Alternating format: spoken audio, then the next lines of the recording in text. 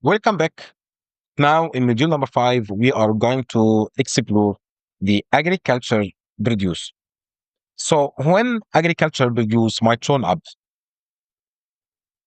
if you look at the harvest time marks the transition from the biological assets to agriculture produce. IAS number 41 prescribe this rule. So, when it comes to the recognition, agricultural produce is recognized at the point of the harvest, exactly like the fruit when it comes to being harvested from the plants. So, they will be recognized at the time of the harvest. And it must be probable that the produce will be sold or used in production, meaning that it must be probable that it will generate future economic benefit in order to recognize this agricultural produce at the time of the harvest. And finally, the fair value must be or can be measured in a reliable way. And the fair value here, meaning fair value less cost to sell, because this agricultural produce must be recognized on the date of the harvest if they met these conditions based on the fair value less cost to sell. So the measurement in general be based on the fair value less cost to sell.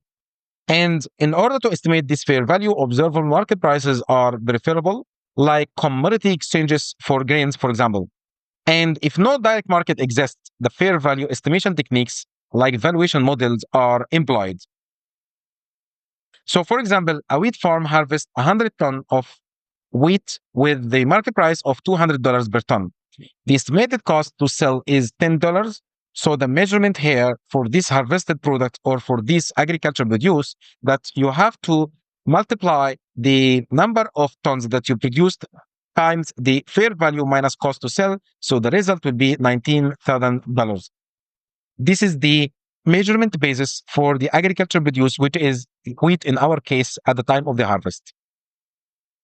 And when it comes to the valuation methods for this agricultural produce, we have a toolbox of different options that we can use one of them as per IAS number 41 and as per IFRS number 13. So depending on the situation, you can select one of the following tools.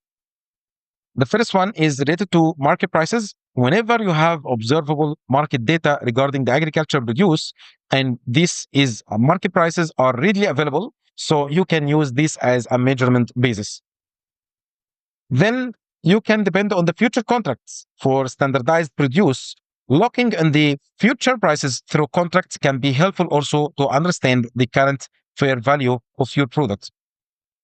And also another tool or another approach to use is the cost approach, which means that based on the historical cost or estimated cost of the production, but may not be reflecting the current market value. So if you are not able to estimate the current market value, you can use the historical cost or even the estimated cost of producing this harvested product one more time. Another approach, which is income approach, you can use this income approach by projecting the future cash flow from the produce over its life.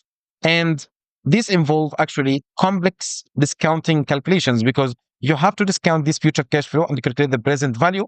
So this is one of the estimation and valuation approaches. Finally, you can use valuation models. Try to utilize statistical analysis and market data to estimate the fair value, particularly for niche products. So these are the different tools that we can use one of them depending on the situation in order to estimate the fair value. Remember, choosing the methods that best reflect the specific produce and market conditions, and always document the valuation method and assumptions that you are depending on to estimate the fair value.